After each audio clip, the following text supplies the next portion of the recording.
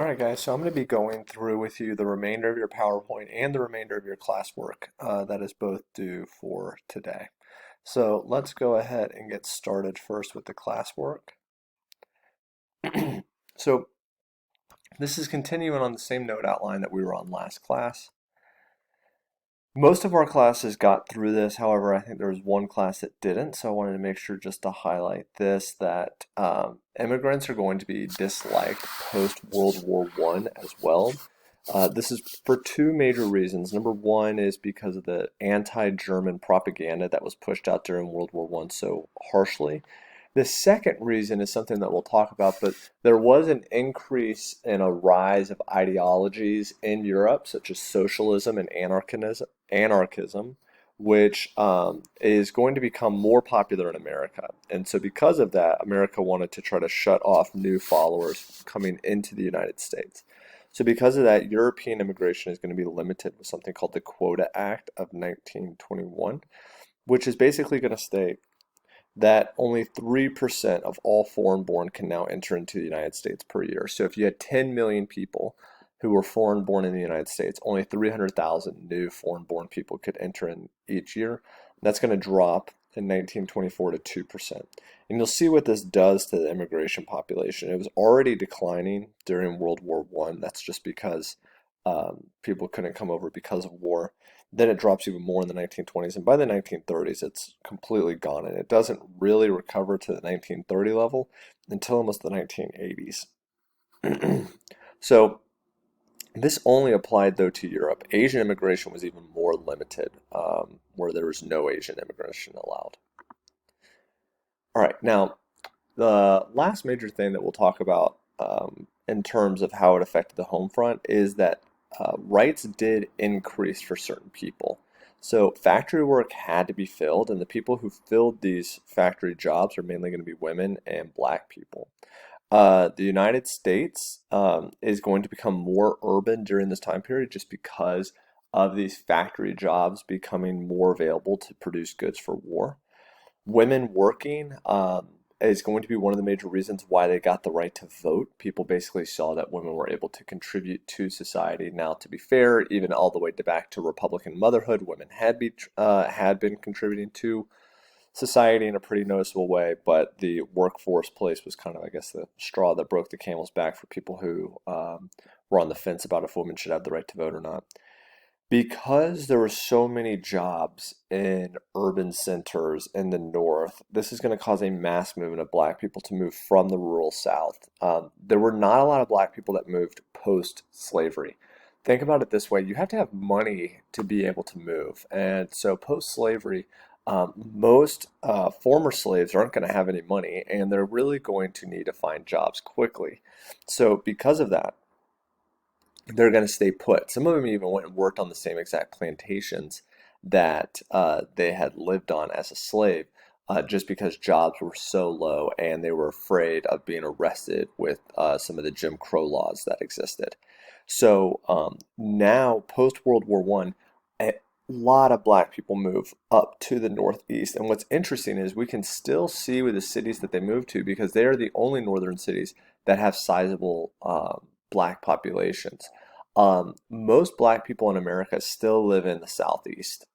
You only have, I think, about 15 to 25% of black people. Maybe it's a little bit more now, but somewhere in that 30% range of black people live outside the Southeast. And where they live is predominantly Detroit, Cleveland, Baltimore. These are cities that had high factory jobs during this time period, and so they were attracted to move up there during the Great Migration. This is going to help the NAACP. The NAACP, remember, that was founded by W.B. Du Bois, and he is going to be a northern-based guy. So as people move up to the north, the NAACP grew in power. But a negative aspect of this is going to be once white people return from their jobs, they are not going to be happy that black people had filled them. People are not going to be happy that black people are moving up to the north. This highlights that white people up in the north were not more racist or less racist, but equally racist to those southern whites. And a great example of that was massive race riots took place all over the Northeast during this time period, the biggest one taking place in Chicago. All right, so this is your first Nearpod question that you want to answer. All right, and then the last thing we want to talk about is kind of what happened at the end of the war. Well, Woodrow Wilson had this idea to create a lasting peace. He called it a peace without victory. He didn't want the victors to punish the person who lost. So he created this idea called the 14 points, which essentially he thought would create a global peace. And it focused on three different ideas, and these three different ideas are pretty important. The first one is open diplomacy. So no more secret deals and less trade barriers. This goes all the way back to the open door policy that America had tried to establish with China. We were kind of using the end of World War I to try to expand that into Europe as well. The next is to end colonization, self-determination. Self-determination is this idea that people should be able to rule their own country. So Wilson was against imperialism, even though he practiced some of it on his own. He was against the whole concept in general, and so he did want to end colonization. And then the third was to create a collective security. This would be an organization that would end wars. So people would basically all join this organization and they would talk out their problems through diplomatic solutions as opposed to war. That's what the United Nations is for today. The precursor to the United Nations, we'll talk about in just a sec, is the League of Nations. So this did not work at all, and the reason why was mainly because France, but Great Britain as well, really wanted to punish Germany for war. So Germany, France, and Great Britain signed something called an armistice, which means basically we're not going to shoot at each other anymore until we can kind of try to come to an agreement.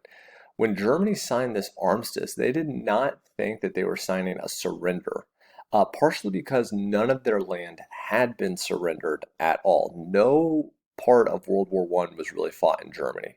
Now, Germany did have a crisis on their hands. Great Britain had launched an intense naval blockade, which was starving Germany out. And some people think that if Germany fought for just another 2 to 3 months, something like 2 to 3 million more German civilians would have died due to starvation.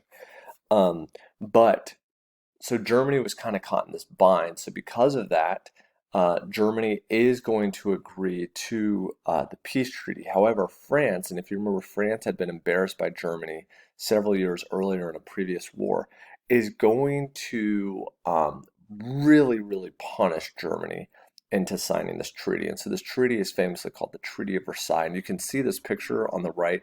This shows, this is a German right here, and he's having to swallow these peace terms, which are not very kind. So some of the things that had to happen was Germany had to pay for the entirety of the war, and they had to admit the war was all their fault. This costs somewhere in the trillions of dollars. We really have a difficult way to calculate it. It is going to destroy Germany's economy, leading to massive inflation, mainly because Germany didn't know how to pay for it. So they did what maybe some of you guys would do, which let's just print a lot of money. But if you print too much money, what happens is your dollar loses value. So bread in Germany in 1924 went from costing less than $1 to about $500,000. I mean, that's the type of inflation that we're talking about. Money basically lost all of its value. Germany's going to lose all of its military and all of its territory. So colonization doesn't end for Great Britain or for France, but they force Germany to give up all of their colonies. And then the League of Nations is created, but Germany cannot join it. So this all is going to be the background of why Hitler came to power. And we'll discuss this more when we get to Hitler, but Hitler's going to come to power mainly due to the background of Germany being so embarrassed from World War I, and Hitler's going to create this new nationalistic idea that, hey, we are Germans, like we should still be proud that we're Germans. And now for the United States had no desire to continue to fight in this war. World War I was not popular in America. And Wilson, they felt like, was overstepping his boundaries by trying to get the United States to agree to this League of Nations, where basically we were going to have to continue to do peacekeeping in other countries' issues. So because of that, the United States is going to want to go back to being isolationist, and The U.S. Senate, which actually signs treaties, does not agree to sign the Treaty of Versailles, because if we signed the Treaty of Versailles, then we would have joined the League of Nations. So, because of that, the United States goes back to being isolationist and we don't sign the treaty. And then you have two more Nearpod things to complete, this open-ended question and then the time to climb. All right, last thing that I want to do is just go through these three documents with you. So the instructions are there are good things that happened for people groups during World War I. Use the documents to explain what those good things were. All right, so we're going to use this first document, which is the number of tractors produced in the United States. And we're going to see, we first got to find World War I.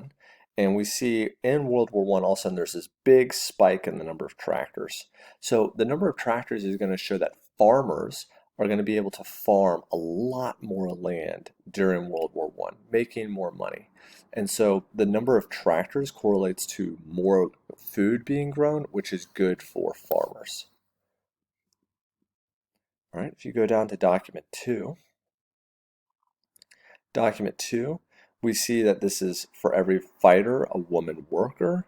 Take back our second line of defense. So these are women that are going to be working during World War I. So we would say that World War I was good for women because they are able to work now. And we know that because they work, they were able to gain more equality, such as the right to vote. And then document three.